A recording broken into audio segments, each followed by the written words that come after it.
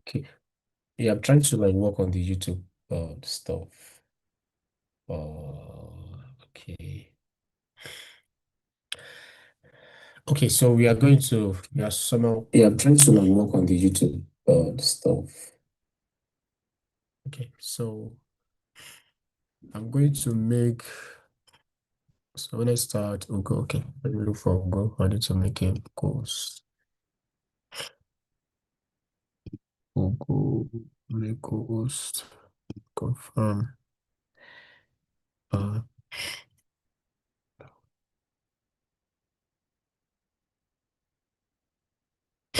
okay, yeah, so yeah, good morning, everyone. Sorry, morning? Yeah, sorry. Good afternoon, everyone. My name is Bola Pius, so at least you guys know my name, don't mind me. So today, should not waste our time. I have to consider, those of you in Nigeria because of like data and light issues. So I won't I won't give anybody time to say, okay, let's wait for anybody. So it's not going to work. Um, for those that join, that is fine. So today we'll be talking about a major. Okay, so please mute yourself if you're not talking. You're very important. If you're not Ugo and you're not Bola Pius, don't talk. Just mute yourself. Okay, good. So we are going to be talking about a very, very important topic now. And the topic we are talking about today cut across anywhere you want to apply to. So this is not really about US, right? It's about anywhere you want to apply to in the US. Do you understand? Which is majorly statement of purpose, right? And I think this is one of the biggest problem that most people have. I've reviewed more than, let me see. If I'm not mistaken, I've reviewed more than 800 student proposals from 2020 now, right? Sometimes some people I know they can never get admission. It's not a course, you know. They can, I know the once I open their state of purpose, I know this person can never get admission. There's no way they want to push it, even with their first class, with their everything. I know they will never get admission. Just because when admission committee, either Erasmus or no Erasmus or anybody is reviewing your application, the only two things they pick in their hand is your CV and set of purpose. Those are the things they try to use to judge them, to read your story, to understand what you are saying. So some of you guys always think, oh, I have a first class student, and then automatically you should get admission. No. First class just, it just give you a privilege to apply. That is all. It's just like a key give everybody key, everybody open the key, and everybody enter the room. Who they are going to pick will now be different, right? And that's one thing you need to be at the back of your mind. CGPA only give you the key. That's why sometimes you see. Okay, let me give you a very good example. Before my Oga talk, my friends, oh yeah, Ugo talks. Now, for example, in school we say that the minimum requirement for a particular department, right? The jump score you need to have is 220. Which means everybody have 230 have the right to apply. That does not mean even some people they have 270 we apply, 250 we apply. That's just how your first class looks like to 2-1, right? But at the end of the day, they are going to check a lot of things to really pick people for admission. So your statement of purpose.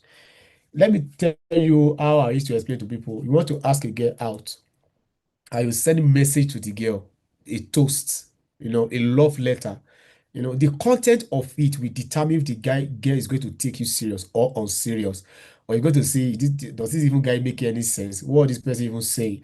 Do you get the point? How do you say your story? Do you get the point? So always consider people that want to receive your application as your girlfriend or your boyfriend, someone you want to ask out. How are you going to talk to them? How are you going to impress them? How are you going to that's just the meaning of sense of purpose. So yeah, so today you guys have been privileged. It's not easy to bring Ugo, to find him, but I was lucky to find him to bring him here. Is one like when it comes to like US application, right? Go to LinkedIn, go to Twitter, go to Facebook is number one, right? When it comes to like explaining details on application stuff. So you guys are so lucky to like have him here today. So from the next, so and this is how it's going to happen. It's going to focus majorly on the SOP. So SOP and research, they're almost the same thing. Once you understand SOP, that is just the best you need to understand. How do you write it? What are the things they check? Then, please, It may not, I don't know, it might be his own judgment. It might give you guys room to ask questions when he's talking, or it might allow you guys to like round up. It might round up first, then you guys can ask a question. So our speaker today, with all honor and humility, I'll be welcoming Ugochukwu Madu, right? He's a PhD candidate in health communication, University of Iowa, USA. You know, if you don't know Ugochukwu in Twitter or LinkedIn or Facebook, then maybe you should check your account and the area you set your connection to in the world, you know. Yeah, it shows that you're not in graduate application phase if you don't know this person that want to talk to us now. So, Mr. Ogo, thank you. Welcome. You have the floor now. Pius, good to see you again. Um, Hello, everybody. My name is Ugo, just like Pius rightly introduced me. This is my fourth year in my doctoral program here at the University of Iowa. So today, we've already eaten into the limited time we have. So I just want to go straight to the point.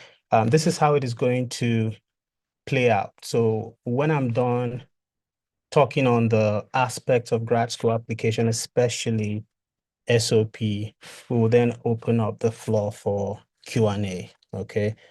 So what I expect you to do is maybe have a notepad, your phone, pen and paper or something like that. So if you have questions, just be taking note of them. And the way things work out in situations like this is that you might have a question at the beginning of the webinar, but let's say halfway into the webinar, at the end of the webinar, you realize, oh, he or she already answered my question. So yeah, just keep tabs, and then we will give room for Q&A at the end of it.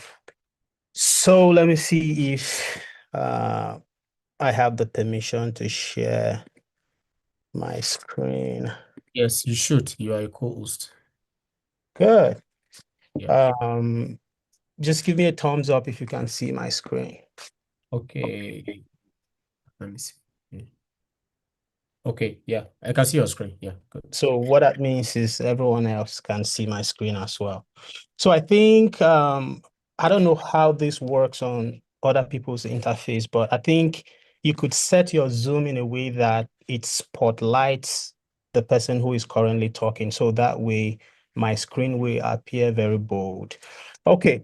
So today, I have the privilege and honor to be sharing with you everything that I know and everything that I've been sharing with grad school applicants over the years. I mean, this has been 4 years of doing this, so I'm always very pleased and honored to continue to pass this knowledge forward. Okay, so without wasting our time, so today basically we'll be talking about a lot of things because there is no way you would talk about statement of purpose without, touching on some other aspect of grad school applications, but the main focus would be on SOP. And then towards the end, when we open it up, we'll also entertain questions as regards to writing research proposal, which some programs require as part of the application process. So I have what I call a six-part approach to grad school application. And because of the nature of the webinar, I wouldn't touch on most of those parts in detail, but you can see some of the parts that I will talk about are highlighted in green. So I will just briefly talk about school search and why it is important. People neglect it, but they have no idea how much of impact school search has on the entire application outcome, and I talk about why you don't have to always apply to every single school that is out there. It's called strategic application, knowing where you are wanted, where you are needed, and when and how to apply to those places. And then after you've done your background research, you found out and figured out the schools you want to apply to, you've trimmed it to, okay, these are the schools, these are the programs I want to apply to now. Let me start reaching out to some professors in these schools and these programs, and then you begin to put your application materials together. statement of purpose, research proposal, if it is required, your transcript, and all of those, you know them. And then after that, you do the actual submission, right? And then you begin waiting for the outcome, which I think that is the most, in fact, I don't want to find myself in that situation ever again. The waiting period is something else. You are always checking your phone and all of that. So yeah. So let's talk about school search just briefly before we go into SOP. Why do I think school search is a very important aspect of grad school application? The reason is simple. There are thousands of universities in the world, believe it or not. So it is very important that you understand the strategic approach to searching. And once you master how to search for these schools and streamline your schools and program, it has, some influence on the outcome, right? And when you are more strategic about how you search, it not only saves time, but it also increases your chances of getting admitted and funded, right? And I always advise that people use maybe rank-based databases for identifying schools and programs, and some tools that have already been put in place for doing that. So there are so many of them, right? 4icu.org. If you go there, you are going to see list of universities across the world, usnews.com, niche.com. There are so many platforms that are known for ranking universities in specific countries across different regions and all that. They are very useful. Why are they useful? They help you do the streamlining. So let's say you are interested in public health, right? You want to go to where you want to go to the very best, okay? You want to go to schools that are renowned institutions for public health research, public health education, and all of that. So some of these platforms help you do that streamlining. So you go there and you're like, okay, let me look at the top 20 or top 50, okay, depending. Um, and then you begin to look at the schools and begin to select them. The thing about rankings is that there might be some schools that will appear in top 5, top 10, top 20, but such schools might not be offering your program. So sometimes I recommend that folks go for program ranking, right? In as much as we have university ranking, we also have program ranking. So let's say Harvard might be ranked or MIT might be ranked as the number one university in the world. But maybe if your program is public health, you might realize that Johns Hopkins is the number one university in terms of public health. So depends on what you want, but I would rather go to a school that is highly ranked in my program than go to a school that is number one in the whole world, but number 500 in my own program, something like that. So I already talked about the importance of trimming this. It helps you go to the schools that have alignment with your interests, saves you time, saves you money, so you don't go about paying for application fees for schools that have, limited to no alignment with your, experiences, your future interest, and all of that. So how do you filter out and end up with the schools and programs that you want to apply to? Again, it depends on what you are looking for, right? There is a reason Bola is, in Colorado and I'm in Iowa, right? And all of that. So think about program availability. I already talked about this. A university might be number one in the world, but they might not be offering your own program. So think about West evaluation requirement. That might be a great school, but I always ask folks to read the admissions requirement webpage of the graduate admissions website and also the department So departments have their requirements. The graduate admissions also have their have their requirements. So if they require WES evaluation or all, or maybe other sorts of evaluations, you ask yourself, do you have the money to go through that evaluation? If you have enough to get your transcript evaluated, that's fine. Then that's not a challenge. Okay. But if they require WES evaluation or all other forms of evaluation, and you know that you are limited financially, then you may want to remove such a school from your list, or try contacting the department. Sometimes the information on the website might be, obsolete. They might be outdated. So you just want to make sure that what is on the website is very current. So reach out to them to confirm, GRE and other forms of requirements. Okay. Bola is a big fan of this. He's always asking folks to, prepare for this, sit for it, ace it, and he's always sharing resources for acing GRE.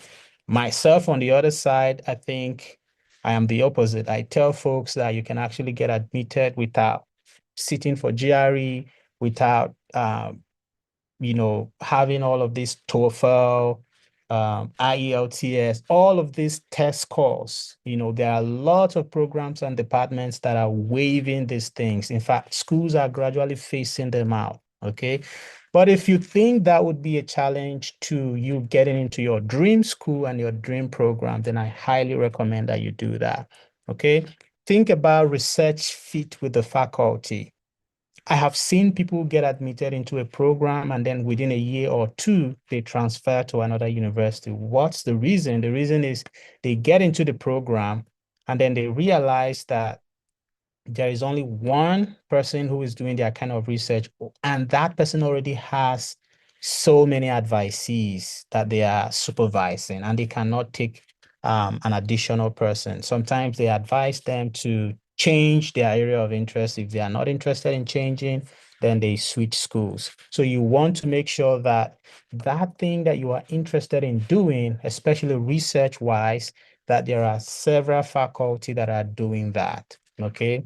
Um, Funding options. Make sure that the program or the department, or the university you are applying to has several funding options in addition to the funding you will receive.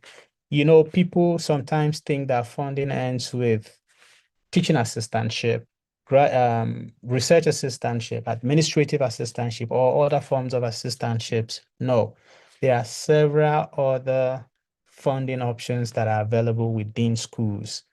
Literally every school has like a funding web page where you go and you see all the funding options that are available to their students. For instance, at the University of Iowa, I have won several department-based,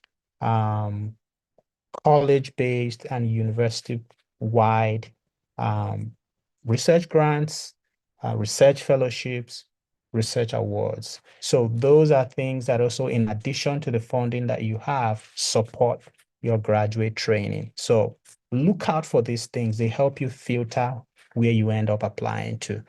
R1 status. Bola is, studying at an R1 institution. I am studying at an R1 institution. The research in, these schools are, very research intense in terms of they place priority on teaching and research, mostly on research as well. But there are schools that they don't really care about research. It's just about, teaching and learning. So if you are really interested in becoming a researcher, you know, look for schools that are within this rank, okay? But I ask people not to limit themselves to this, okay? You can go to R2 institutions, R3, it doesn't matter. But I would go to R1. All the schools that I got into, where and are still R1 institutions. Application fee waivers, think about this. Personally, I was going for schools that were waiving application fees, but I would talk briefly in the couple next minutes, some of the advantages and disadvantages of application fee waiver. So think about that. Some of the challenges that most international students face during application is there's this financial limitation that they face. So you want to make sure that you are spending, less money in the whole process so you don't go bankrupt at the end of the day. So you look for more schools that are waiving application fees. And then I already talked about internal grants and fellowships under one of those um, issues. So how do you qualify for some of these waivers, especially English proficiency waiver? These waivers become possible when, for instance, if English is the official language in your country, take for instance Nigeria, Ghana, right? Many schools have realized that English language is the language that is largely spoken in these countries, and they recognize such countries as English speaking countries, right? And they have them listed on their English proficiency requirement exempt list. So check that. And if you see your country on that list, there's no need writing TOEFL and IELTS and all of that. Um, if your transcript is or was originally prepared in English language, like you shared your transcript and when someone opened it, it's prepared in English language, they basically consider that as okay. For them to have prepared this transcript originally in English, then it means the institution itself uses English language as an official medium of instruction, right? So some schools also waive this test, but then they require them for funding. So they tell you, okay, if you're from Nigeria, if you're from Ghana, if you're from Kenya, you don't have to submit TOEFL, IELTS, and all of that. But then you go to the department's webpage where they are talking about their funding requirements, and then they say they need you to submit English proficiency test score for them to offer you funding. So you see that, there's a tension there between them waiving it and them offering you funding. So you have to make that decision. So these are things that you consider. Application fee waivers, reach out to program directors or program coordinators. So every program has like someone who's the director of that program, coordinator of that program. Reach out to them, request for application fee waiver. This university where I am right now, the application fee for international students is $100. And you know how much that is in Naira. On their website, they said they don't waive it, but I had to reach out to the person who was the program director at the time, and he just copied the program coordinator and said, hey, set up an application fee waiver for Uber. That was how it happened. So reach out to them, attend open house events. It's a good opportunity to get most schools and programs offer fee waivers when you attend their open house events. Yeah, so like I said, sometimes the website says no waivers, but when you reach out, you end up getting a waiver. Okay.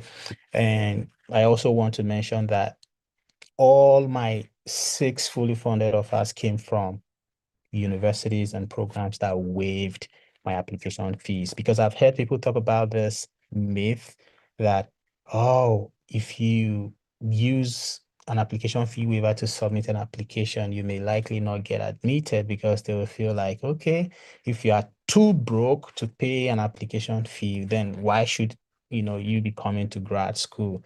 That is not true. In fact, the only school that I paid the application fee did not give me admission and did not give me funding. Like the very one I had to hustle save my NYSC allowance and paid for it. They didn't give me funding and they didn't give me admission. So that's a myth that you have to put at the back of your mind that it's not true. Then fee waivers, the good sides and the downsides to it. So the good side is that it saves you money, okay? And then it increases your chances of getting funding, the chances of getting admission, because the more schools you apply to, the more chances you have. But then the disadvantage and the downside to that is that you are getting into an application pool that is highly competitive. Schools and programs that offer application fee waivers are literally saying, everybody come in. The door is open. So what that means is you are going to be competing against hundreds of other applicants. Think about that. So that's why I advise people, in as much as you get a lot of these fee waivers, try to also, if you can, pay for one or two or more programs. Schools and departments that insist on application fee waivers have minimal competition. So research fit, just want to re-emphasize on this. It's important to look for professors who are doing similar research with you, research that you are interested in conducting when you get into grad school, so that it improves that fit, because that's what the program coordinator, director, and people who are on the admission committee are looking out for. Is there a fit between this applicant and our department? Okay. So I already talked about this. So let's now dive into SOP, statement of purpose. I want to mention that I see the statement of purpose as a document that includes your past, what you are doing in the present, and what you intend to do in the future. It has to capture that. They want to see what you have done in the past, what you are currently doing, and they want to see you thinking about the future. And I will talk about that in detail. So, Bola gave a very good analogy of an SOP using the dating, you know, analogy, talking about how when a guy reaches out to a lady, the content of your message decides the outcome of that posting, right? So I want you to, in addition to that, think about your SOP as a business pitch. I tell people that I mentor, I tell applicants that there's no free money anywhere. Nobody is going around looking for where to, waste money, or looking for people to, just throw away their money and throw their money at. They want to make sure that their money is going into worthy investments. So look at your SOP and yourself as a business and approach it like a business pitch. All right. Ask yourself, why would someone want to invest in you? And then ask yourself, if you were an academic investor, would you invest your hard-earned money in this person? Okay. So having that mindset helps you to, really refine your SOP and put in more energy and effort into it. Okay. So you can write your SOP in as many paragraphs as you want, but I like to approach the SOP in 6 paragraphs. There are paragraphs that you can merge and they become one, but I like to treat them in 6 parts. Okay, so the first paragraph is what we all know as the introduction. So you are introducing whoever is reading that SOP to the entire document. You are ushering them into who this applicant is, right? And that first paragraph is something that will either sell you or create a negative impression about that application. So you either win the heart of whoever is reading it in the first paragraph, or you lose them. Okay. And it's going to determine if they are going to truly pay attention and read the rest of them. Right. So that first paragraph should hook them, keep them very attentive throughout the process. So what I ask people to do, because we're talking about grad school here, right? What we do in grad school basically is we are trying to find solutions to problems. Okay. We are not here to play. We're not just here to, to joke. So the world is being plagued with so many problems, and people are looking for solutions. So what sells the most is your ability to identify a problem that is related to your field of study that you would like to contribute to the solution or you would like to solve.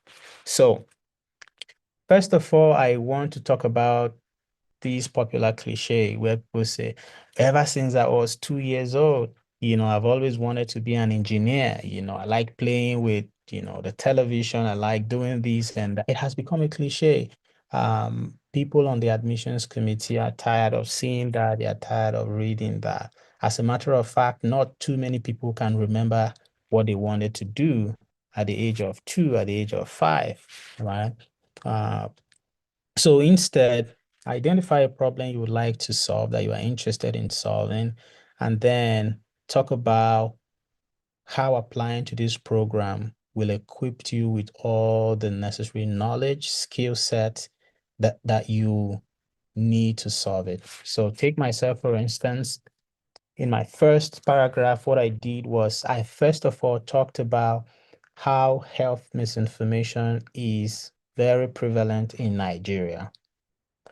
I used the Ebola outbreak as an example and the very popular misinformation that drove people to use water with high salt concentration, either to bath or to drink, as a perceived cure or perceived, preventive for the Ebola virus, right?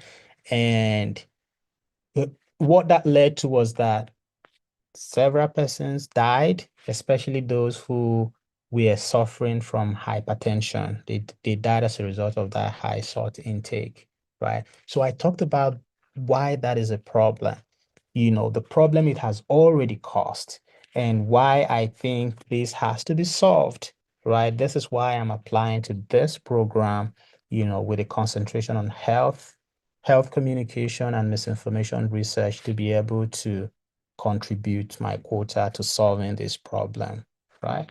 So they were okay. And then I proceeded from there. Paragraph 2, after you have identified a problem that you want to solve, right? Tell them the qualifications that you have and what you think has prepared you over time for this journey that you are about to embark on. It's not enough to dream. It's not enough to want to solve something or want to do something. What do you think has really prepared you to do this? And why do you think you are even the right candidate? So you have to then tell us those qualifications. So, and I always ask people to start with your academic qualification because you're applying to an academic institution. Start with do you have a bachelor's degree? Do you have a master's? Experience from that. What was your thesis about, right? Maybe what was that major finding from your thesis? And then go ahead to talk about maybe awards. There are some of you who graduated and were very decorated on your graduation day. You received a lot of awards, right? Talk about how, in addition to having earned a bachelor's degree or a master's degree, if your, CGPA is impressive, mention it, okay?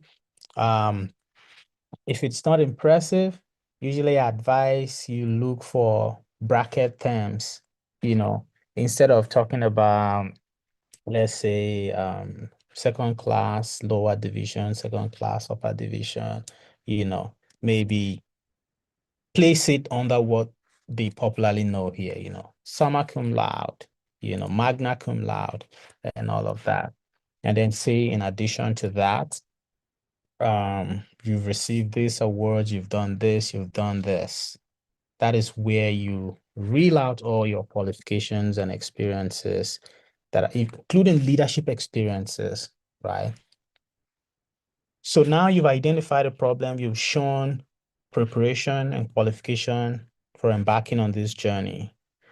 The committee members have this question all along. Why this program? Why are you interested in this program? And why are you interested in this university? Out of thousands of universities in the world, out of hundreds of programs that are doing this, why us? Okay.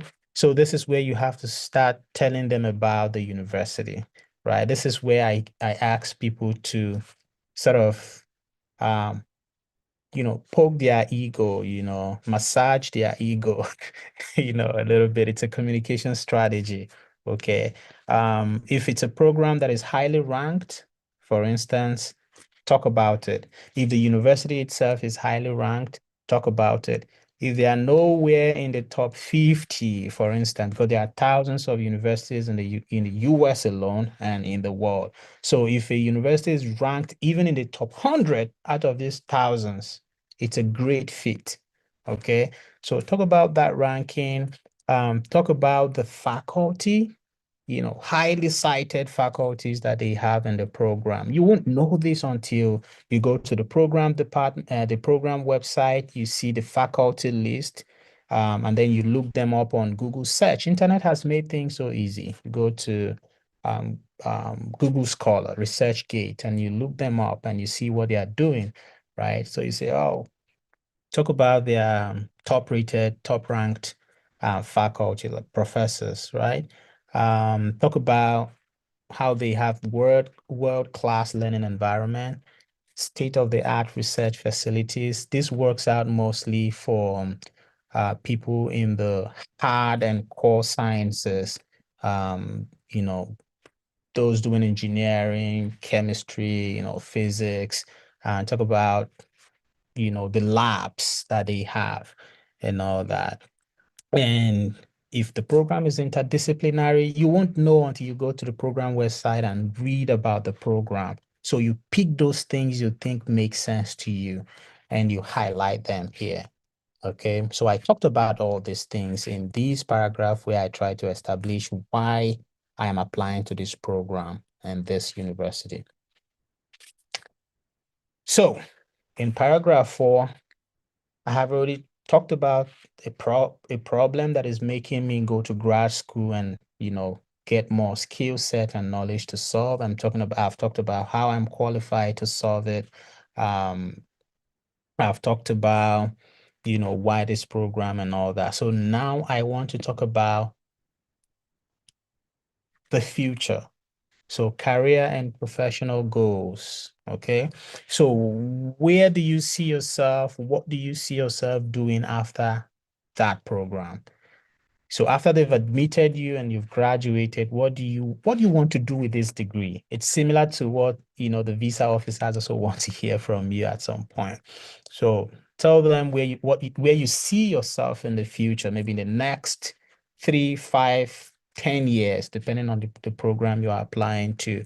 And then how that program and university that you are applying to will help prepare you for that place that you see yourself in the next 10 years.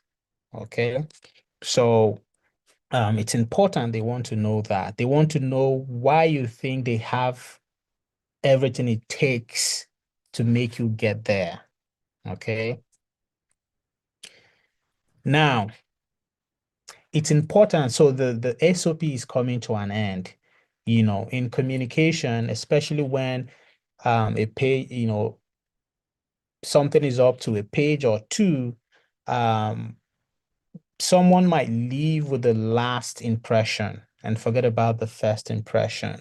So you want to reiterate some things that you mentioned earlier in case they have forgotten about it after they've spent like 5, 10 minutes reading.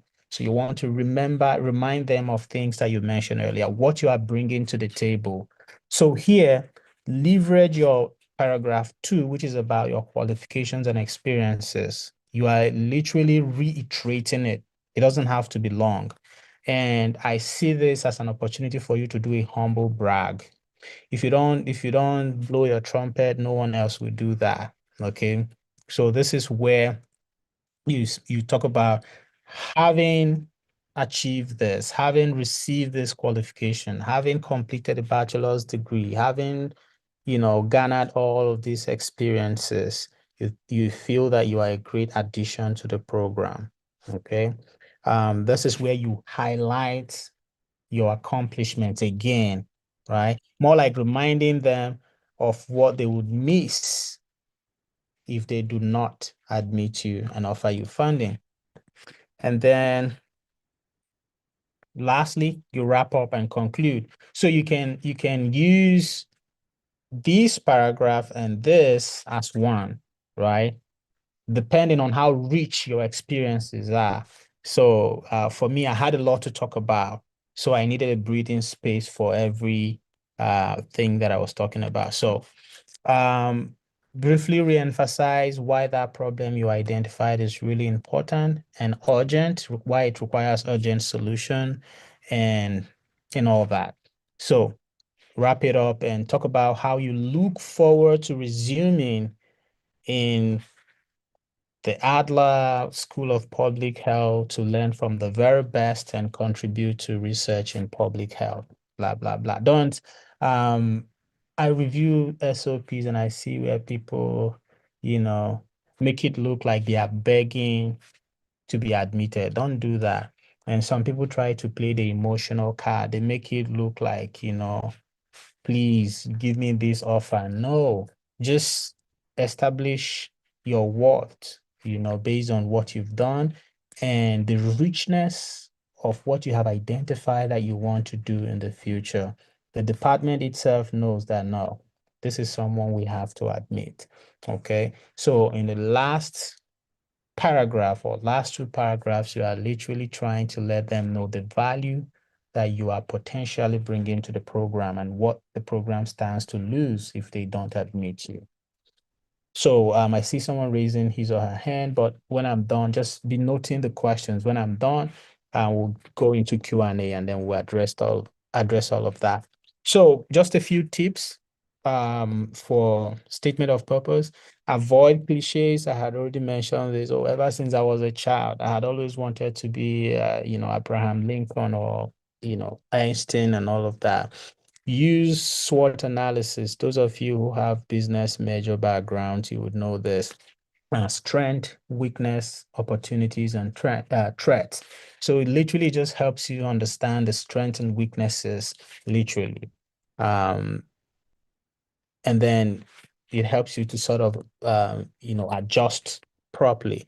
And then I ask people to format their SOP and have it maybe in 1 page to 2 pages max, but always read the admission requirements page of the department. They will tell you how many pages they want. Some of them limit your SOP to certain word counts. So pay attention to that. If you're applying to a department that wants a really short SOP, you may not have up to this number of paragraphs. You will merge those that are really relevant. The most important thing is you're identifying the problem, what you intend to do in grad school, why you think you are qualified to pursue this, why this program, why this department, what you are bringing to the table, reiterating the importance of what you are contributing and you looking forward to resuming and all that. You just, make sure all of this, no matter the number of paragraphs, you just make sure all of this boxed into it. So for me, I mostly had my SOP in 2 pages, but there were programs that wanted 1 page, so I had to make it smaller. But making sure that the very important ingredients were still intact. Okay, save your application materials as PDF, not just the SOP, all CV, all of them, save them as PDF. What that does is that it locks your formatting because people are using different versions of Microsoft Word. They are using different tools to open the document. So if you don't use PDF, if you don't submit them as PDF and they open it, it might be scattered, your CV or SOP might be all over the place. So when you submit your document as PDF, no matter the tool they are using to view it, it remains locked the way you submitted it. And then, of course, two things, try to get someone who has insider knowledge of that field, that program to look at your SOP, and try to have someone who has no knowledge of your field to look at it. What that helps you to achieve is you are trying to make sure that you communicated your SOP in as simple terms as possible, right? So I will briefly talk about this one because it's important. Always people make these mistakes. They don't reach out to their professors early. And then when it is 1 day to deadline, 2 days, 1 week to deadline, they start rushing their undergraduate professors. And when they fail to meet up, they feel like, oh, the professor does not want me to succeed. They don't want to support me. Reach the moment you decided that you want to apply to grad school abroad or wherever, start reaching out to them, establish that rapport in a way that they even become happy to do it without you reminding them all the time. Build rapport. One good thing is understanding your environment and what works in your environment. There are people who have to send gifts on very important occasions, like maybe, oh, it's the professor's birthday, and they maybe send a recharge card or just do something to celebrate the person. Maybe it's Easter, it's Christmas, and the person is a Christian, you just send them a text, Happy Christmas text. Just create that rapport over time. It makes things easy for you.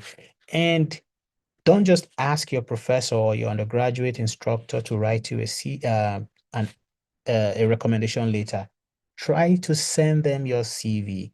You can, if the CV includes some sensitive information you don't want them to have access to, create a duplicate copy and remove some of those things. Send them a CV.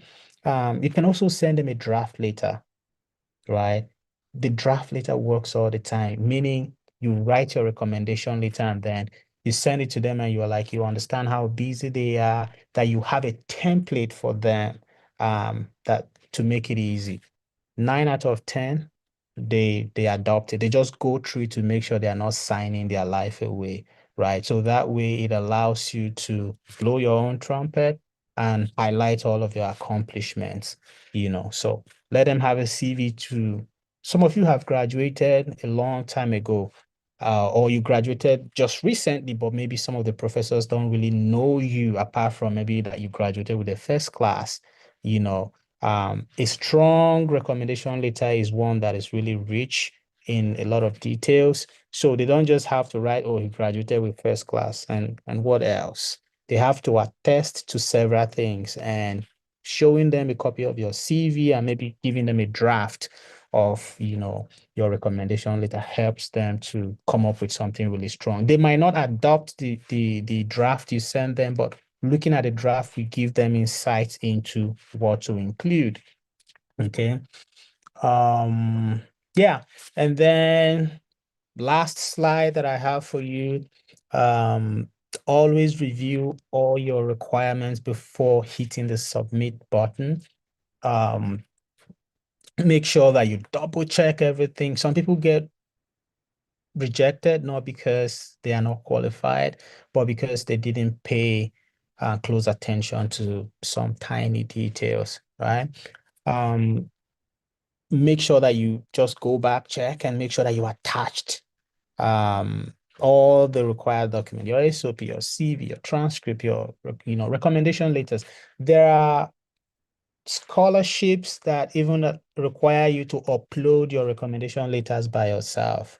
Not all of them, send emails to the professor and the professor has to upload. So make sure that you attach all of that.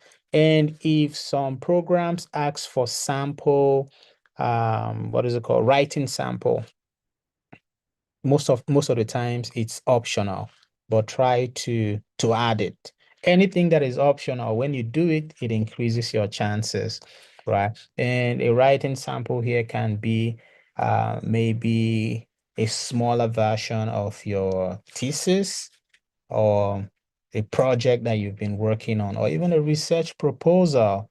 They just want to see a writing sample to see how you write, how you articulate your thoughts, and all that. And then lastly, no application is perfect. No application is perfect. There is only one way to find out if you will get the offer or not, which is by submitting the application. So submit and hope for the best. So from now up until we are done with this webinar, we'll open up the webinar to questions and answers. But most importantly, if you have questions regarding proposal or anything that I talked about during this webinar, it's time. So Bola, back to you, the moderator. Yeah. Oh, thank you so thank you so much, my wonderful friend. So thank you so much. These are the lot of things people are saying on the YouTube. So we have question on the YouTube, and we also YouTube people, you guys can drop your question. I'm going to read it, to the speaker, then the speaker is going to answer it, then you guys can hear him, when he's talking. So that is one. Two, I think I need to just give me a minute. So I need to uh allow participants to unmute themselves. So this, if you want to ask a question, kindly raise up your hand. Like, you can use an emoji to raise up here. There's a way you can. So you can type it, or if you want to speak, you can give me emoji sign that you want to speak. Then you can talk. We don't want cross questions. Yeah. So Emmanuel, what's your question?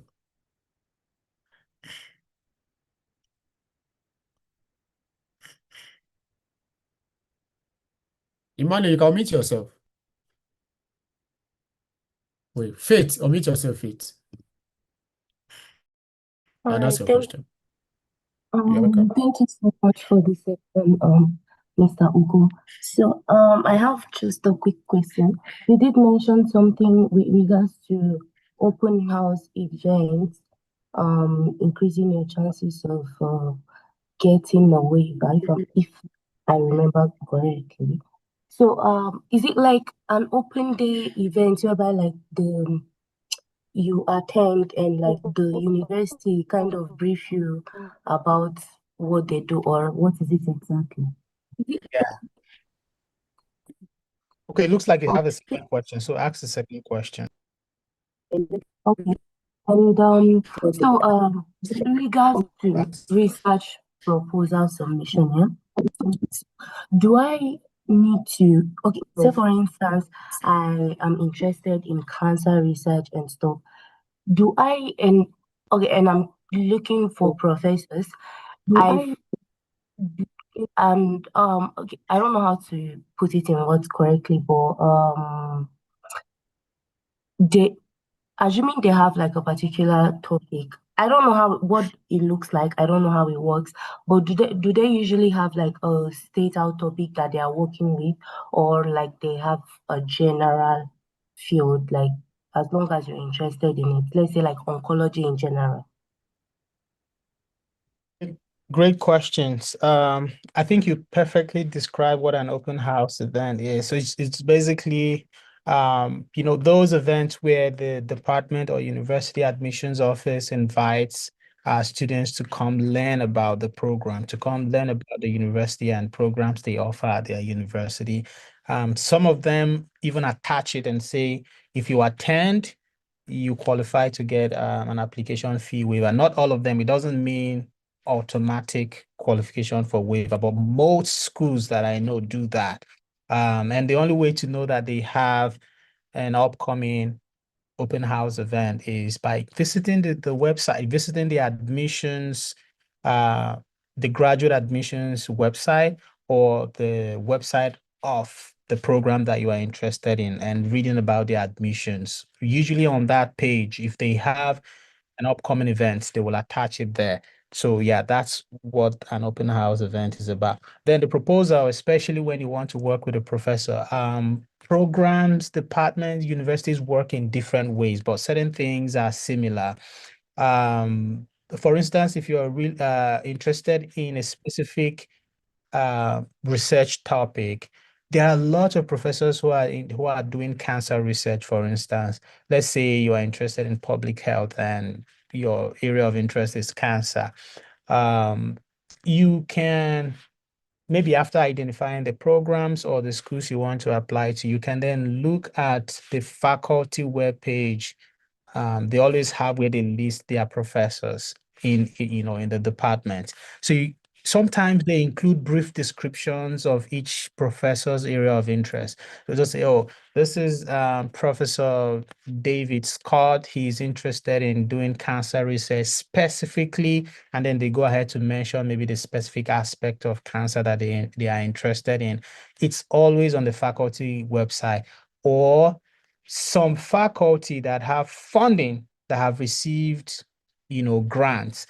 They have like a website for the grants or the research lab.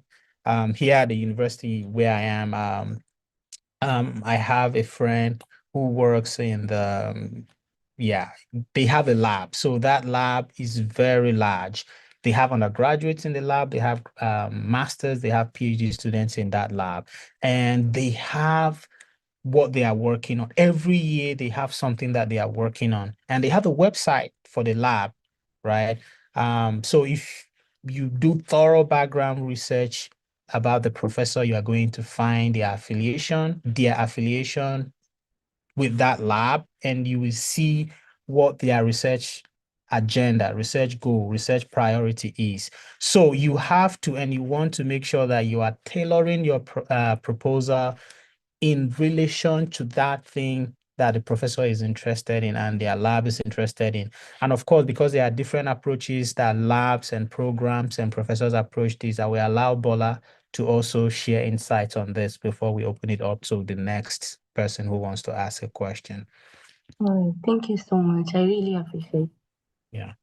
Okay, yeah. So I think like maybe obviously I can continue because we have a lot of questions. They can ask questions a lot, these people, I know them. So we have to be very fast with them.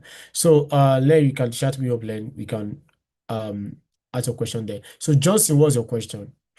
Oh, sorry. Ugo, can you see the chat box? Yeah, I can actually see it. I can Yeah, actually. you also ask a question from there. So yeah, Okay. Johnson, what's your question? All right, good evening. I don't know if you can hear me. We can hear you, sir. Yeah. All right, thank you very much. Please, I just wanted to ask for clarification regarding using AI to edit SOP. All right, because most times I see so many SOPs and I see how well written they are, and I just feel like, did this really come from someone? So I don't know what you think about using AI to proofread after you have done your whole drafts, like you've written everything like from your head. Then you just like, okay, because you need like another proofread, or you need someone or something else to just help, as in putting it to AI or ChatGPT to just help you proofread it. I don't know if that's advisable. I don't know if you, and also I have another question, please. For a candidate that was in sciences, okay, and the person, let's say the person graduated a long time ago, and due to Nigerian lifestyle, the person had to like get another job, let's say a banking job, like a graduate from sciences got a banking job. Okay, if you look at it, the two fields doesn't match. Okay, it doesn't mind. I don't know how you advise the candidate to present himself in an SOP writing, because I personally, I think I've had that challenge. Like, okay, I studied biochemistry, and then after school I got banking job, and I've been doing banking since then. You understand? And yeah, we are all trying to move, and we're trying to come up with SOP. So these are some of the constraints, like some of the difficulties I've been having when I try to come up with an SOP. So I don't know if you can just give advice. I'm very sure you. I don't know if you understood everything I've been trying to say, but please, I just would like you to just advise on that. Thank you so much. Ugo, do you understand this question very well, Yeah, right? yeah, two great questions. The very first one is my favorite, AI. And some of you who follow me, especially on Twitter, I get mad a lot when people, you know, I get mad at anti-AI people, who feel like, oh, we don't have to use I mean, if there lots of innovations were attacked like this, but today we are living with those innovations. In fact, professors who even use Grammarly, which is an AI powered to work on their grammar, sentence structures, and all of that, still criticize this. And I'm like, but you use AI to, and all that. So yeah, for me, I always talk about ethical use of artificial intelligence. When you start using it in an unethical way, that is when it goes against academic honesty and all that. So you've written your SOP by yourself. You are literally even struggling with how to position your thoughts and all of that. Personally, if you ask me, quote me anywhere, I am not against using artificial intelligence to proofread it. I am only against using artificial intelligence to generate the entire SOP. That is what I'm against. And people who think that, oh, they can use an AI dictating to, no AI can, no AI tool can 100% dictate, AI written text, because all the AI tools were trained by humans using human writing and all that. So as long as you are not using AI to generate the entire, say, oh, AI, generate my SOP for me. No. But if you have written it and you're trying to fix grammar, right? Or you are trying to brainstorm, you're trying to fact check some of the claims on your SOP, I think that is ethical. And whenever you get that output, it is very important that you go back and work on it, right? And give it some finishing touches. So yeah, I do not frown against that. But using it in a very ethical way, that is what I think is the right thing to do, especially when you're just trying to make sure that your grammar is correct, your sentence and grammar syntaxes and all that are correct. Then I don't frown at that, especially if every information on that SOP is about you, is correct, it's correctly representing your experiences and all that. And the second question you asked about, maybe there is a gap year, or there is a gap between when you graduated and when you are applying to grad school. It doesn't matter what profession you find yourself in. Once there is a gap year, they want to know what you were doing at that time.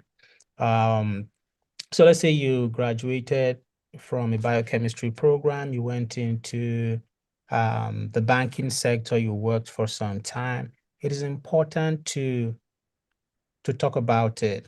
And if it is not related to your field, so for instance, I know someone, okay, let me give you an example. I know someone who graduated, studied computer sciences, and then worked in the bank, right? He didn't work in the tech side of it, but as someone who worked in the bank, he saw how the Nigerian banking sector is battling with scam and fraud and all of that. And he said, okay, working in the bank inspired him to then use his computer science background to want to solve that, cybersecurity and all of those things. So I may not know exactly what inspiration, working in the bank might, I don't know what connections that might have with biochemistry, but if there is no, connection and it's just a gap on its own, just talk about how you had worked in the bank at the time and how that was your interest at the time. But right now, this is where your priority resides, and you are returning to this field because you feel there is this problem that is really important and you want to contribute to solve it. So what you can then do is then you can then talk about, in other parts, you can then talk about how your banking experience has helped you develop as a person. Maybe you may have leadership experience or certain things that you did. Maybe you worked on some projects in the bank, pick some strength from, your banking experience and maybe support your other aspects of your SOP. That's what I would say. If Bola doesn't have any other thing to add, then we might just move to Yeah. the next So question. yeah. So one thing I want to like ask is that I think we need to understand the meaning of AI. AI is not a bus stop. Mm. And I think that's what I need to help people understand. Like ChatGPT, Claude, or anything you want to say, they are AI agents, right? And they are there as an educational purpose, like or for business, or it just make your work easier, right? Like Ugo said, please, it is better you type everything yourself. They cannot ask AI, oh, okay. And the biggest issue about people, do you know it, Ugo? People don't understand how to use prompt. That's the biggest problem. That's it. Yeah. You guys will learn how to understand how to use prompt, to be honest. Ugo can give both of us an assignment now that get this thing, and everybody will get a different answer or different contents of of details just because of the prompt we use. So you get to learn how to use prompts. So AI is not bad, please, please. Except the school says don't use AI. Yeah, but if they don't say yeah. And if you use AI, I will know you are. If you use AI to generate an SOP, even if I did, I will know you are lying. There's a way I will know there's your story is not in this thing at all. But there's a way you write your story first, you put it in AI to help you proofread it and rearrange it for you. You write for academic SOP purpose, yeah, to get the attention of your readers, right? There's a way everybody's reading it. And there's a lot of prompt you can use that unless this is sound human. There's a lot of prompt you can use. So prompt is the problem of almost everybody. Sorry, Yeah. most people. Yeah. In fact, I will Yeah. add, yeah, I will add quickly that in fact, at my university, we receive, we have like seminars, we have training programs for, teachers because I'm a teaching assistant. And for, I think up to like 3 semesters, I've worked as an independent instructor of record. I'm not working under any professor. I design the entire syllabus all by myself. I execute, I decide what kind of assignments to do. I grade everything. So we receive trainings all the time. And they talk about this here and they say, be careful how you accuse a student of using AI. If you don't have proof, you'll be in trouble. It's pure truth. If there is no proof, I saw where I think this new INEC chairman, there was a place they saw a post they made, and then they forgot to remove where the AI said, if you want me to make Okay, I saw it. Yeah. let me know. So they included that. That is pure evidence that the person used the AI. So minus those things, you have no evidence that somebody went and put your document somewhere and they said, oh, 80% written by a human, or that's not an evidence. That's not an evidence. Okay. So just using it ethically and using it the right way, as long as every single thing that is on that document represents your qualifications, your experiences, what you want to do, matches with your story and everything, that's good. Unless, because sometimes artificial intelligence can be vague, they cite things that are not existing and all of that. So as long as everything checks out and is good and all that, you don't have to worry about that. It will only take time. It will only take time, but with time, people will get to accept that AI is not something bad. It just has to do with how we use it. I have a question here where someone said, if your MA, Masters of Arts Education thesis, if the topic is different from the PhD education specialization application advert, how would you write your SOP to suit in that area? I think, for instance, myself, I did not, all my SOPs, I did not talk about what my thesis title was about. I didn't talk about it. I didn't talk about what my undergraduate thesis was, what the findings, I just talked about that I completed my bachelor's degree with a first class and talk about that, accomplishments that I had. I focused on what I'm interested in doing now and how my entire communication background empowers me to do health communication because they're almost in the same domain, right? Just that it's interdisciplinary. Once you notice that at some point, something, when you introduce it, it's going to conflict something, you can just leave it out. That's why you have a CV as a separate application document, right? If they want to learn more about other things that you have done, they can go look at your CV and say, oh, your thesis was on this. Your research interests change.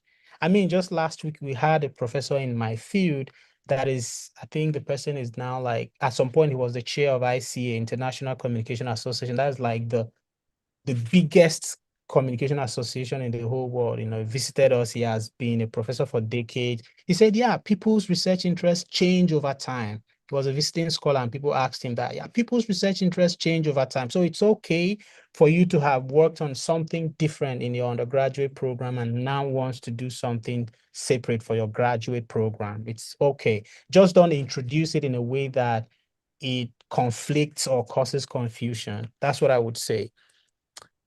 Someone Yeah. said, please, yeah, Bola, you can talk on that. And I think another problem people always have is just that I think it's just a very simple statement. People don't know the difference between research interest and research experience.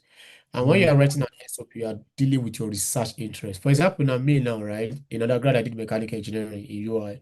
I work on corrosion. Now I'm in materials engineering under civil engineering professor. I'm working on concrete. They have no concrete has nothing on earth to do with mechanical engineering, but that's good, my interest. Yeah, good. that's what I choose to work on. So as long as you can sell the reason why you want that interest and like that, they call it statement of purpose, right? Not research experience. Yeah. You guys understand the meaning. It has Purpose. nothing to do with what you have done before. It may, yeah, if you want to still continue with what you have done before, you can link them together. But if not, like I wrote okay, I applied to 20 schools and I wrote different 20 SOB for all of them. And it's only two schools that I wrote about that I wrote about something that linked it with what I've done before in my undergrad. All of them, nothing. Even if you see the one I wrote that brought me to see you Boulder, it was so fun. Like it has nothing to do with my background in what I've done in I told her this is what I have interest in, and this is why I have interest in it. This is passion. This is the story that leads to my passion. And I got admission for it. So you guys should not be everybody say, oh, I work in in my undergrad, I work in for example, I work in water purification. But now I want to do they don't care. Yeah, Water application just show that oh you have done research before. You know how to analyze data, you know how to carry out research. Okay, that's what you have used that one to prove to them. But your interest should be your interest. And they must read why that interest now. yeah. They must understand it. And if they are convinced, they'll give you admission with other packages that you have. Yeah. Yeah. All right. That's really good. I like how you differentiated experience from interest, and that is what SOP is about. So this person said, please, I have had interviews with 2 universities last month ago. Until now, I am yet to hear from them. Is there any hope to still keep waiting, and is it advisable to send an email? Yes, it's advisable. Two ways. I always ask people to revisit the admissions webpage.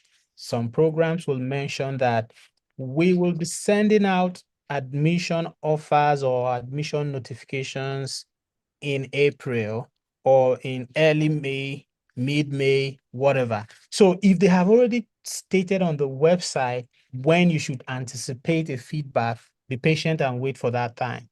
Once that time goes past it, then reach out. But if you go to their site and they did not mention when to anticipate a feedback or an outcome from them, it's okay to reach out. It's been 2 months, so it's okay to send a nudge and say, hi, you are reaching out to follow up on this. Yeah, it's okay.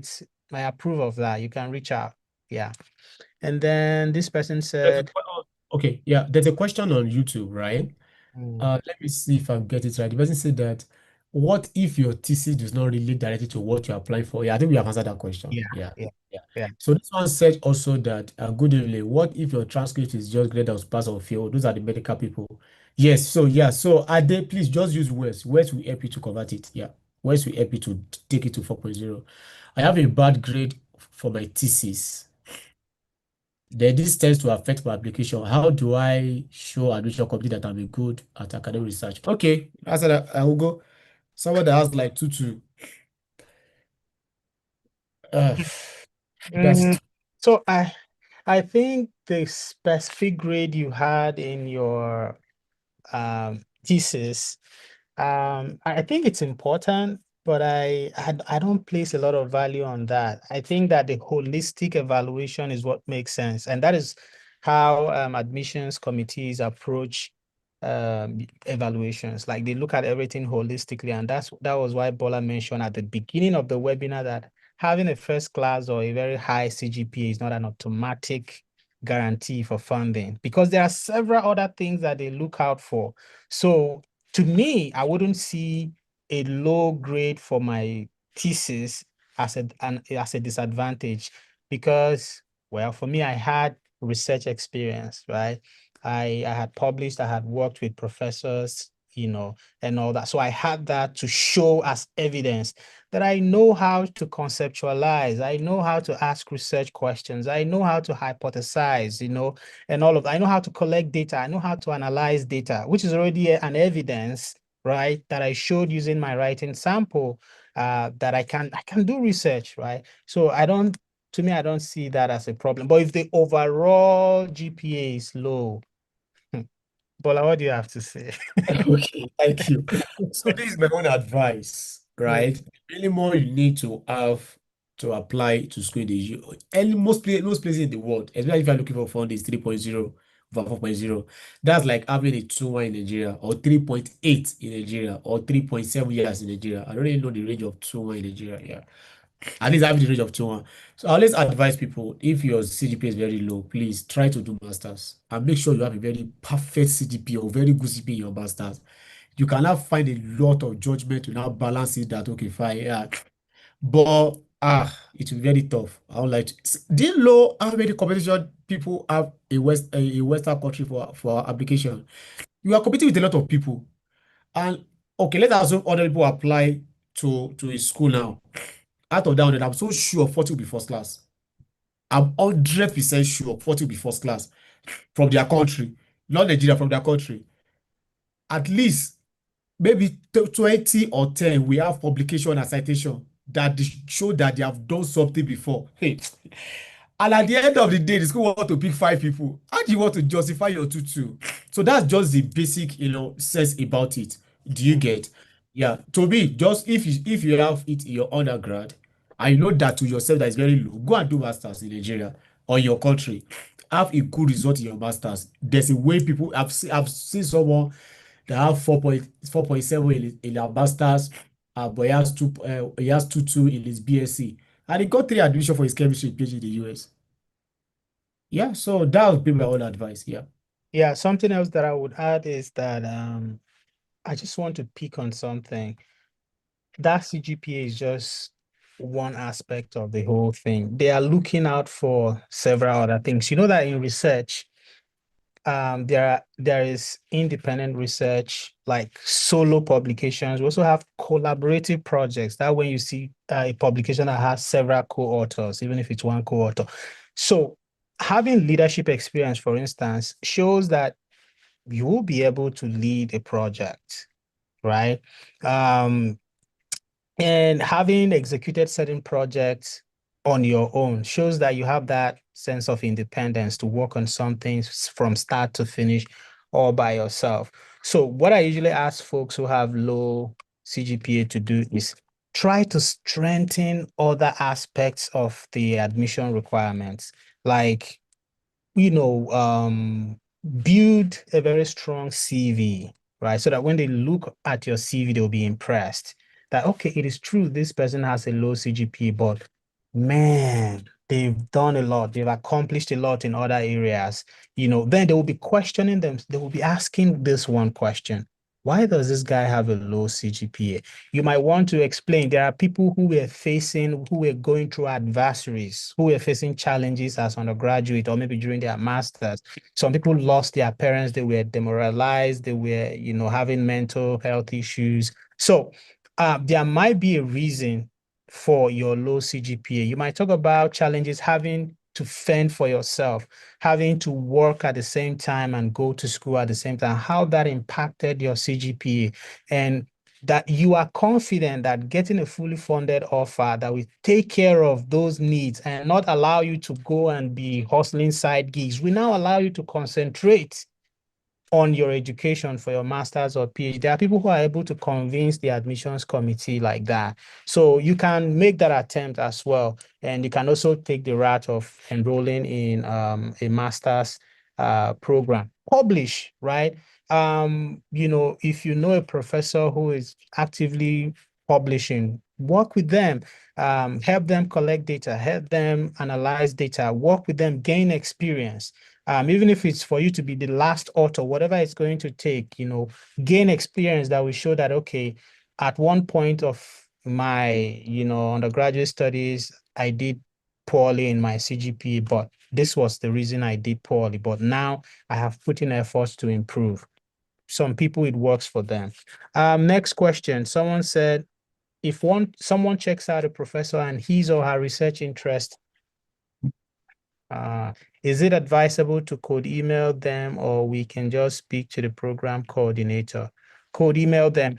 There are programs that in fact embed that thing as part of the admissions process. They will say you should reach out to a professor and secure someone as your advisor or supervisor before proceeding, because in the application form, maybe at some point they will ask you, who did you reach out to, or who agreed to be your supervisor and all that. That might be part of their own admissions process, but there are programs that will tell you on the admissions webpage and say it is 100% unnecessary to reach out to any professor. You don't have to reach out to any professor. In that regard, all you just need to do in your SOP, justify, especially when they ask why this program, you say, oh, this, especially the alignment of research interest between what Professor this does and what you are interested in doing. That will work out. But even if a school says you don't need to reach out to professors, I always advise people to do that. I did it. Reaching out to professors is a requirement mostly for the core STEM programs, right? It's not required for most of non-STEM programs, right? But even if it is not required, please reach out to them and say, hey, you are considering applying to their school and program, and you've seen that they are working on this, and it's something that aligns with your interest and all that, you are reaching out to connect and, get to learn more about ongoing research in their lab and all, just to establish some sort of rapport. I've told only a few people about this.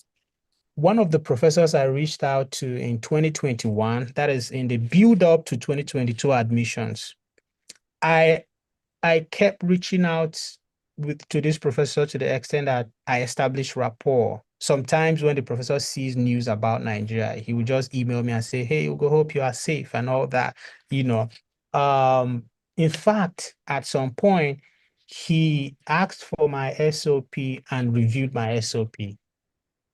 So when I tell people and I teach people how to write a winning SOP, it's not just about what I know, but what I learned from the very best. This is a professor that has retired. He has been on admission committee for more than 20 years, right? So he personally reviewed my SOP, right? Gave me feedback that produced an SOP that has now made me, knowledgeable enough to teach people. So always reach out to them. That rapport is very important. For me, I've forgotten what I call it. It's been a while I did this, but for me, I see it as you lobbying your way, right?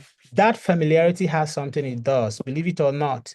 When they are on the committee, some of them don't want you to know they are on the committee. It's unethical. They will tell you, I'm not on the committee, but I hope it goes well. But they're on the committee. So sometimes when they start going through the application and then they see Bola pile. Oh my guy, this guy has been reaching out to me. It has a way of subtly influencing the outcome, if you don't know, because you've been reaching out, you've been sharing what you are working on, what you are interested in. Even before they read your SOP, they already know that you are interested in cancer research because you've been in touch. So I always advise people to reach out to professors. Someone said, can you please kindly go through the research proposal writing in brief? Due to time, we can't do that, but we can respond to questions specifically related to that. Someone said, my question is about advertised PhD or programs with already designed projects. Good one. Now, about paragraph 1 of the SOP you mentioned, sir, you said we should identify a problem and talk about that. How can we solve it? But in the advertised program, the problem has been identified. Good.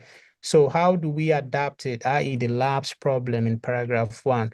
What's your take on that? The lab has already done the job for you, right? So establish why that is a problem and support that with the lab, because that is now the lab's priority, right? So it's not the lab alone that knows that it's a problem. There are other professors and labs in that field that are interested. For instance, cancer. It's not just one research lab that is interested in solving cancer problems, right? So state why cancer is really a problem. For instance, the Iowa, the state where I reside, I think they are now number 2 in terms of cancer, so cancer rates are really high in the state of Iowa. So you can come from the angle of how cancer is ravaging the state of Iowa and all that, and how even the lab itself has identified this as a priority, blah, blah, blah, just connect it. So before the lab itself identified that as a problem, it has been a problem. So the lab is only watering the ground for you, right? You are using that to support the importance and the significance of the research that you want to do, because there is an alignment. Someone said, please, concerning SOP, is it necessary to write a new SOP or just work more on the current or used one? Okay, all right. Bola said something related to this. He's talked about how he wrote over 20 SOPs, and then 2 were specifically about a particular topic, and the other 18 were on, so you would know that majority of his SOP were already tailored. For me, that's what I did. All of my, the schools that I applied to, I didn't apply to so many schools because of that streamlining approach that I taught you guys. All my SOPs were related to health misinformation, right? That's what I'm interested in. So the only thing that I had to change was the parts where they talked about why this school, why this program. So I then identify professors in those schools, and then I change to the professors in that school, talk about their research interest and the alignment, and just make changes that are specifically tied to the school. Otherwise, that's just the only thing I was changing. Okay. But if you use an SOP for last year and it did not get you anywhere, no admission, no funding, or you were getting mostly partially funded offers, it tells you something that you need to work on it. So you need to improve on that. I've also seen people that they are applying to so many things. I'm not a fan of that, to be very honest. It shows if the committee itself knows that you are interested in more than 20 things, they will know you are not a serious person, right? But I know that due to the state of the nation, frustration, people just want to leave the country. So sometimes they want to do whatever it takes. If this lab is interested in cancer research, they write the cancer research SOP. If this lab is interested in something else, they are everywhere. I'm not a fan of that. But if you have the resilience, the strength to do all of that, it's okay. But I advise people to know what exactly they want to do. Find a specific, narrow it down to something you are interested in, and then find multiple schools, multiple programs that are offering that. Whatever your research interest is, I can guarantee you that there are so many schools that are offering funded, offers for that interest. So why go about, um, working on so many things? I wouldn't advise that. Someone said, for instance, I have emailed about 3 professors in the same department. That's not good. They all gave me go ahead to apply to the school. How do I go about considering that it would mean submitting 3 different applications? Does it affect anything? Please, I advise people to reach out to one professor at a time in a department. Yeah, Yeah. these are colleagues. They see all the time. They meet, they talk. So sometimes they get to even know that you are reaching out to 3 different labs at the same time. They wouldn't take you seriously. So reach out to one professor at a time. If maybe they have too many persons or students they are supervising and they are not available to take on a new student, then you move on to contacting someone else. Or if they did not respond at all, then you have a justification to reach out to someone. But reaching out to 3 different professors at the same time, I don't advise that. What other You questions? have people raising up their hands or since. No, I'm going through some questions that I Awesome. hear to see if I can clear them up. How does one align his or her research interests to a professor in a particular department? I think we've talked about that. Someone said, what is the best time to code email? The best time to code email is a couple more months before the admission deadline. Let's say a department has December 1, December 15, or January 1 as deadline. You have to start reaching out way early, right? Maybe in the summer, for instance, right? Starting from May, anytime June, July, August, September, but way before that deadline. Reach out before that. Don't reach out in the heat of the admission process. And then someone said, what is what if you don't have any research publications and you graduated with a good grade from your bachelor's degree? Not a problem. I know a lot of people who got into fully funded PhD programs and master's programs with zero publications. That is not an issue, but it's a very competitive process. So it means, if you have people who are already published and cited in the admissions pool, yeah, so it might affect you. So you just want to make sure that you're as competitive as possible, but it's not a problem if you are not published. It looks like Bola has something to say about that. Oh yeah, I have no publication when I was applying, and I think everybody should understand their strength and their weakness in application, right? My strength may not be Ugo's strength. Yeah. We may have different. When I was applying, my major strength is my first class, nothing more. My first class, my ND, my HN, they have distinction. My BS, I have first class. Those like go and check on my SOP. I used to put it boldly there. Yeah, I I'm tell a people, smart student. yeah, you know, when I newly joined, LinkedIn, the only thing I could think of to put on my bio was my first class, right? Yeah. As time progressed, I had several other accomplishments that made the first class to go way low on the rank list. And right now, if I can talk for 1 hour without even mentioning it, but before I can't talk for 10 minutes without mentioning that I have a first class. That was all I had, and several other accomplishments. So someone said, please, what if you don't have any? Okay, we already answered that. Someone asked, how best can I identify a research question for a research proposal? I think maybe I will leave that to the end. Okay. Yeah. Oh, okay. Yeah. Yeah, that's something that would take more time to explain. Someone asked, how would you advise someone who has a strong research interest but limited lab experience? For instance, I am applying for a corrosion control related research opportunity, but I have not worked in a lab before. However, I have developed my knowledge by studying relevant books and research papers. How can I best position myself? Bola has answered this question in a way. He talked about research experience being different from interest. But I will allow Bola to talk more about this because Bola Okay. works in the lab. This is very simple, right? Corrosion, that's like engineering. Okay. So the best thing you can do is very simple, is that you don't really need to have been in a lab. That's a problem. And that's confusion of almost all of you when you guys are applying. You guys always think everything your SOP, you must have the experience before. No, you don't really need to. Okay, let me give a very good example. I think there's time I will have put. Okay, let me give a very good example. Right, I wrote an SOP. Ugo, I want to, and that was SOP that brought me to this school. Right, before I changed my interest again when I entered the school. Okay, so in the interest, this is what I did. I have corrosion. I did corrosion in my undergrad for my project. Right, then but this is just, and at least I was learning this from people.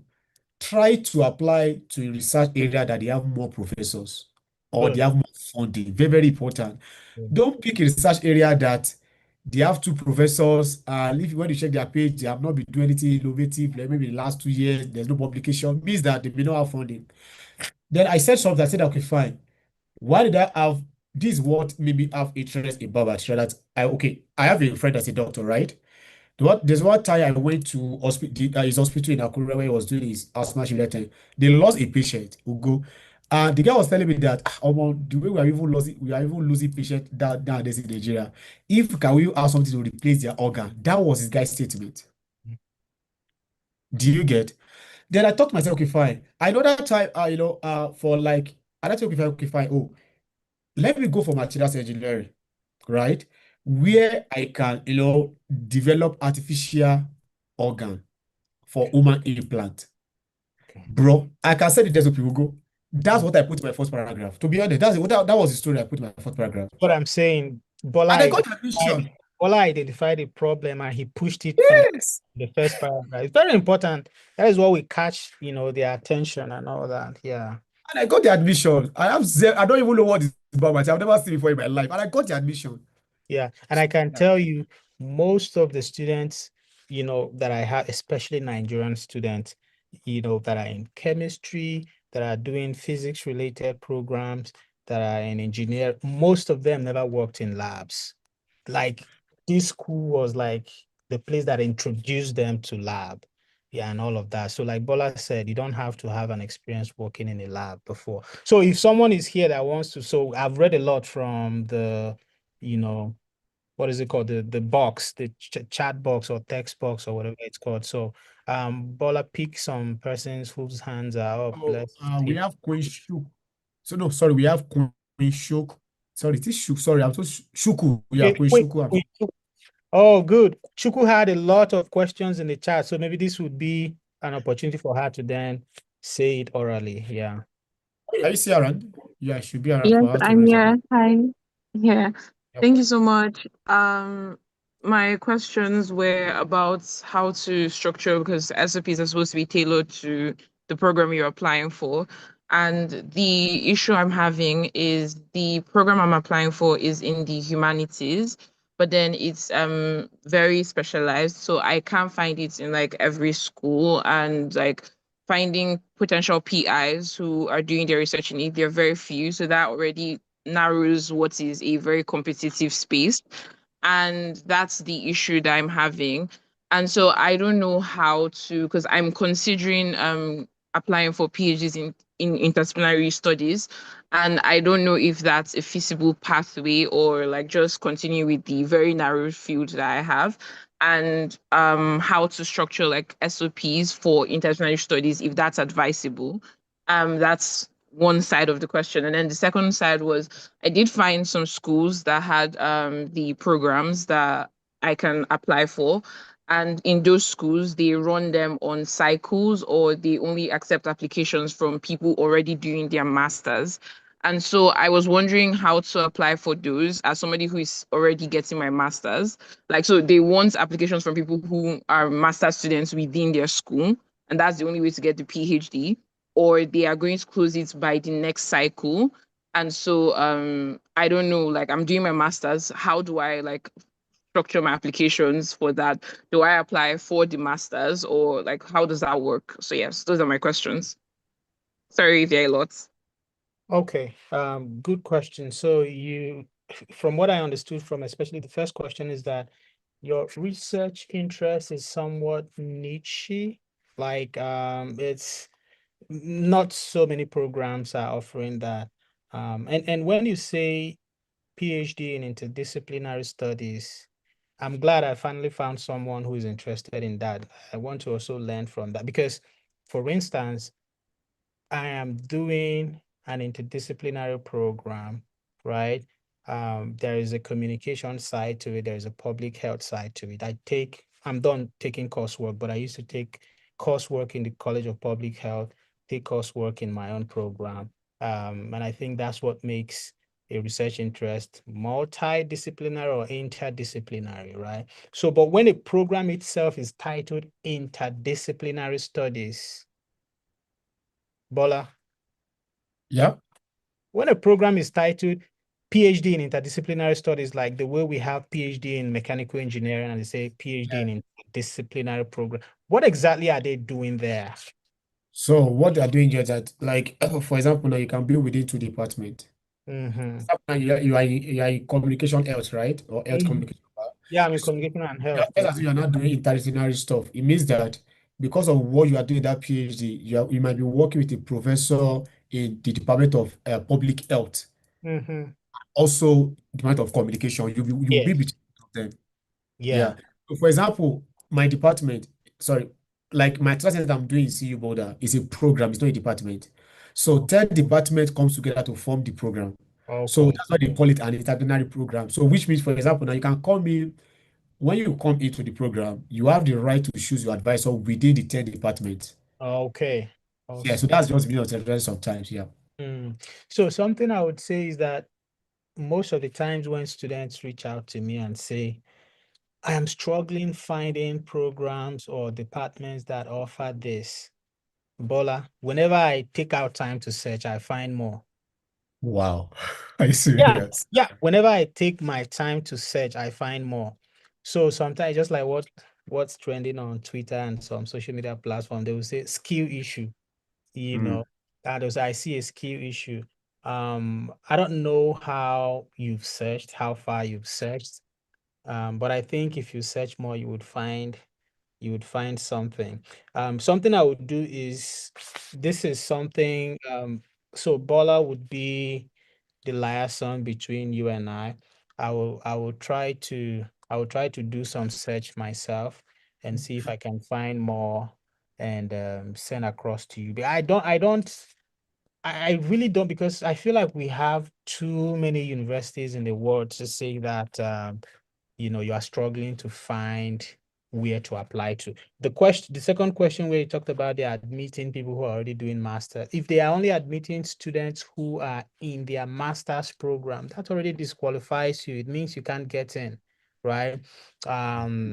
If that is a PhD program though, but if it's a PhD program and they're only admitting master's students in their school, then you have to think of how do I get into that master's program?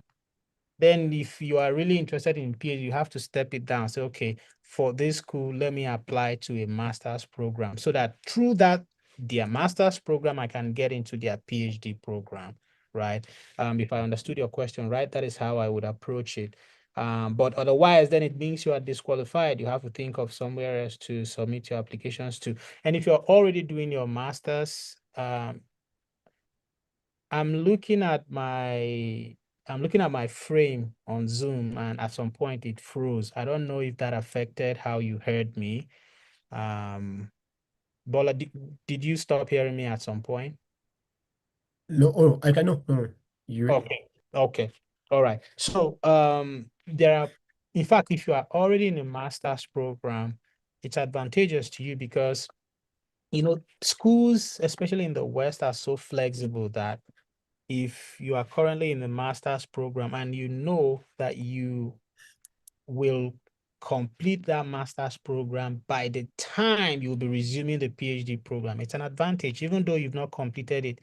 I think you can use that to apply, right? You just have to let them know that by the time you will be applying, though sometimes ASU may be just laughing at you and saying, okay, let's see how that goes. But yeah, you don't have to wait and complete a program before applying. People that has changed a long time ago. So you can be in a program and go ahead and apply to the next one. If I knew this when I was an undergraduate, I would have been here before 2022.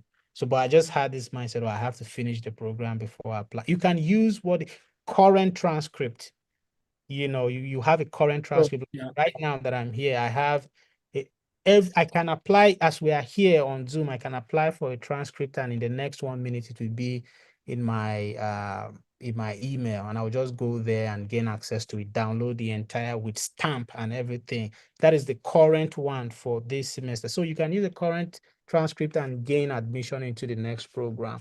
If there is any other question, then Yeah, and something they need to understand is that, and this is the problem, and this is one of the mistakes I made also, right? In US, you need 4 years transcript to apply, not 5.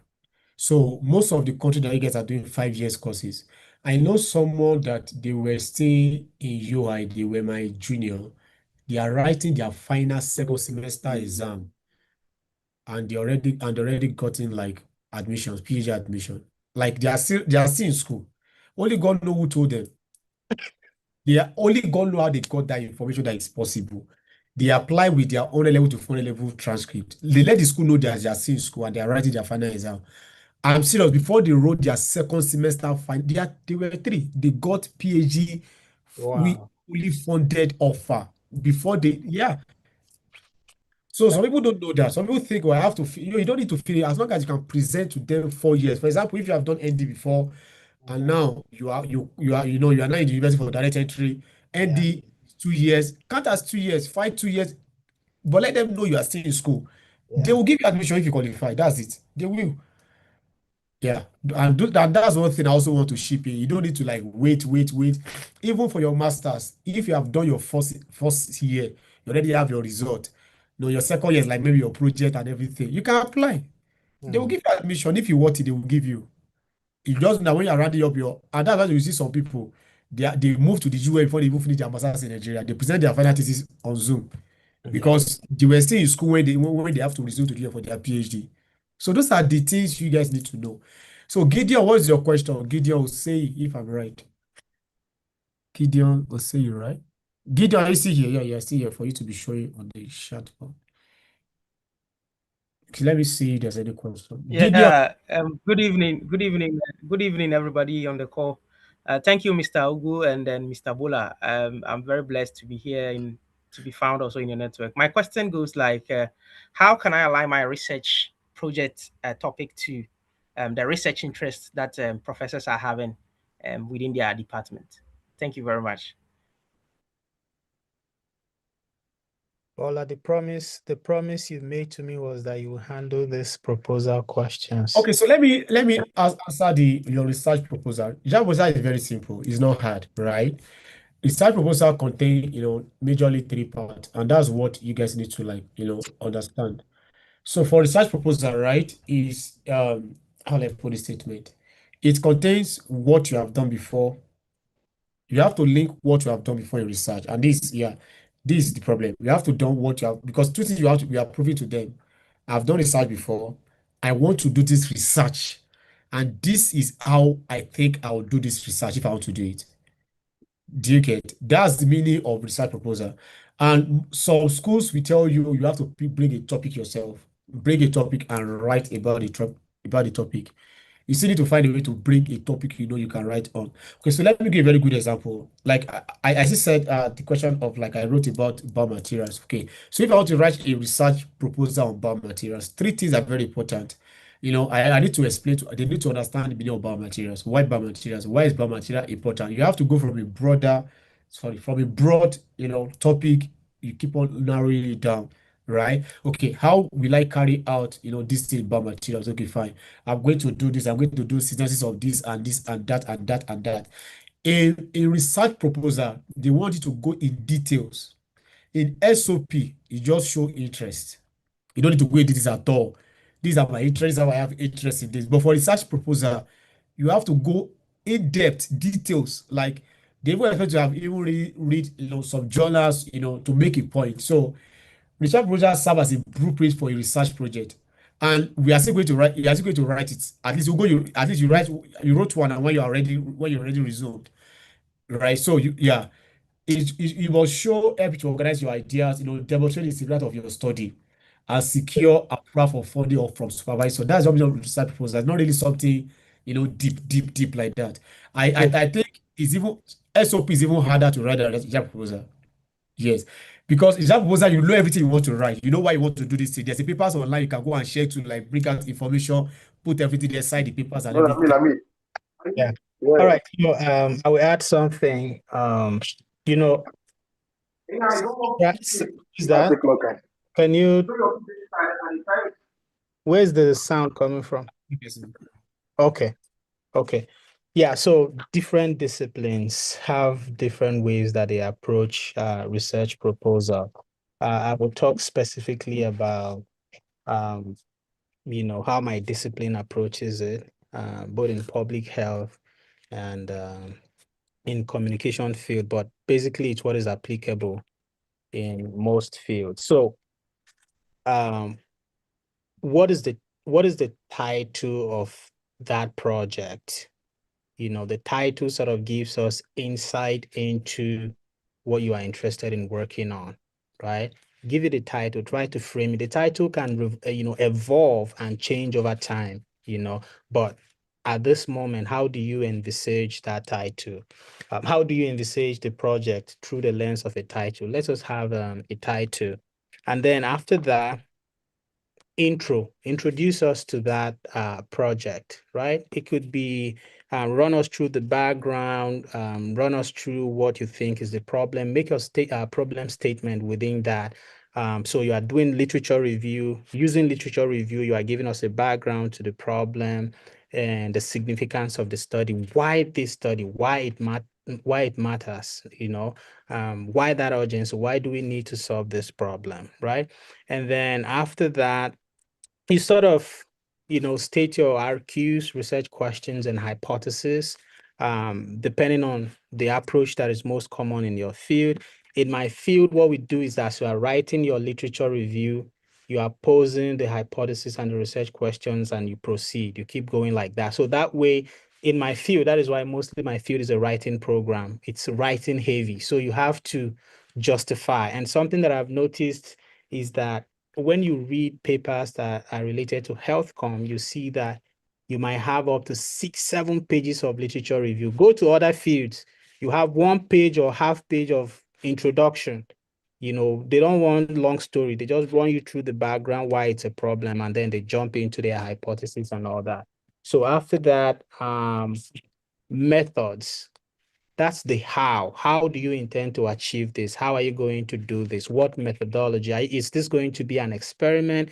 Is it going to be an interview? Is it going to be, is it a systematic review? What sort of methods do you want to use to, actualize, this study? And then after that, walk us through the data collection and analysis plan. How do you intend to collect data and analyze this data, right? You are just saying, okay, this is how I intend to collect my data. This is how I intend to analyze the data. And then for some programs, they might want to know about your preliminary findings. So far, what are your findings? What are you learning about this research, right? And then you end it with references. It could be APA style, it could be MLA, but you want to make sure that it's consistent in the in-text citation all the way to the references. That's just that title, intro. What are the questions you want to answer? What are the hypotheses? What methodology do you want to use and approach? How do you envisage collecting data and analyzing data? What are the preliminary findings so far? And then, references. That's just it. That's like a full structure of, a proposal, but different departments take different approaches to that. If no one else has a question, then I think, did we address that guy that asked the question about what is it called? Did we address the question about proposal? There was someone who asked the question and we said we'll wait until the. Oh, I can't remember the guy again. Okay. Mr. Ugo, I think I need to ask this also. With my own, I think I get all the points that you try to explain to me. Thank you very much. I think for the clarity. All right. The next question is for my choice of department. I'm applying for MIS. That is in the European schools. But then I researched the department, and my research topic aligns with how to build SaaS. That is, it's a SaaS research topic. That is green SaaS. That is measuring and reducing the carbon footprint of cloud operations, and then developing a framework for energy efficient software design. So, but then when I check their department, I realized that this type of topic doesn't align with any of the professors. So in this case, how do I align this research to maybe something similar to what they are doing? Because in my case, when I research their topics, it's like none of them is doing that unless they are computer science department, for which the computer science department is also requiring a different approach to some of these things. And I think our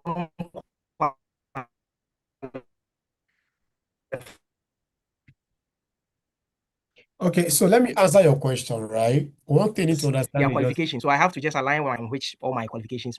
okay, so Gideon, right? So let me answer your question very fast, which is very important, is that these people they wrote a grant to get funding. They will still write a grant to get the funding for a particular topic. So they can't give you the money to come and do what they are not doing in their lab, right? So, and that is something you guys need to understand when you apply to school. You have to check what the school is doing. It's not what you want to do. So what you want to do must align with what the school is doing. Simple. So, for example, if you say you want to test how whether water is sweet or salty, and in the department they are not doing anything related to water, but you want to force it on them, you will submit, they will not give you admission because that is not aligned with anything they are doing in their department. So, Gideon, your SOP, your everything you are doing must align with see, if you check 50 mechanical engineering department in the US, 50, they all do different things. They all have strength in different research area. Everybody, my school now, my material science of my school now, we know that their biggest strength, right, is in energy and biomaterials. Do you get? So if you are now coming, I want to come and do something related to like corrosion or metal, nobody's doing it here. You will apply, they won't give you admission because they are not doing it, even though it's like a research area in mechanical engineering or materials engineering, they don't do it. So you have to look for school, a department that what they are doing and what you want to do are aligned. They are not parallel, they are the same thing.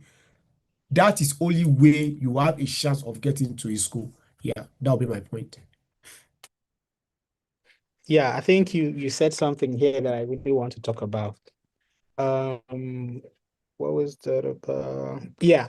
So before you start the whole application process, do that preliminary research about schools in that country, your department in that country, for instance, if it's engineering, if it's chemical engineering or mechanical engineering, research and have an idea of what is the in thing. What are, mechanical engineering professors mostly pursuing in the US at the moment? So I graduated with this mindset, which is a mindset that a lot of mass communication graduates in Nigeria have. They feel like when you study mass communication, the only jobs that that are open to you is to go and be a journalist, work with a newspaper, work with a magazine, work with a radio station, TV station, and all of that, or work with a public relations firm, work with an advertising firm, and all of that. But so towards the end of my undergraduate program, I started researching. I started reading outside of what I was learning within that institution. So I started learning, and then my interest was in the US, right? So my research drove me to the US. So I started reading, and then I realized that there are several aspects of my field that we don't even know about, like we've been left behind. I said, oh, we have things like health communication. I never heard about it till I graduated. These days, we have a lot of young professors who are trying to innovate and change things in their program. So I know of departments of mass communication in other universities that are now incorporating those new disciplines, right? But before, I didn't know about this. If you ask an average graduate of mass communication what they want to do for their masters, oh, I want to do a master's in print. I want to do a master's in broadcasting. I want to do a master's in advertising. Those are obsolete research interests. Nobody's researching that, at the global level. The world has moved beyond, beyond that, right? So when I looked up, I realized, oh, health communication is actually the in thing in my field, right? And then people are really researching cool and interesting things. Programs are going interdisciplinary. You can be in one, program, but then you can be researching something that lies at the intersection of your program and another program. That was how I got to even know about what I'm doing right now. So do not be very rigid and fixated at one thing. Look at the direction the world is moving. Don't be left behind. Look at the direction the world is moving and find a way to align your interest in that direction. Otherwise, you'll be left behind, right? So that's what I wanted to add to that. Yeah. Yeah, thank you so much. Ugo, I can tell you, we can be here for the next 7 hours. I know these people, right? They can ask questions. I know them very well. Yeah. So thank you guys so much. Please, you guys can meet yourself. We need to appreciate. I don't know, you guys may not understand. It's not easy to bring this man to anywhere. So thank you so much, Mr. Ugo. I really appreciate. Thank you, God, sir. Thank you, sir. Thank you, sir. God give you more Thank grace. you Thank so you, much sir. Thank you for so your much, Thank Mr. you, time. sir. Ugo. Thank Thank Thank you you, you. so sir. much. Thank you, sir. We appreciate you, Thank sir. you Thank you so so much, much, Thank sir. you, sir. Ugo. Thank Thank you you. so Thank much, you. sir. We Thank you. appreciate This it. is very good. Yeah. Thank you, sir. Thank you, Mr. Thank Thank you, Ugo. If you sir. have more God bless question, you. you Thank you, can. Bless Mr. you. Ugo. Thank Oh, you. that is all. Thank Thank you. you. Thank you. It is. Thank you. Thank you. Thank you, If Mr. you have more Ogu. question, you can search for. I think I can. Thank you, Mr. Bola. You can search for. Let me send his. You can. I will send his Zoom link to the group, so you can message him on the group and ask him further question. Oh, yeah.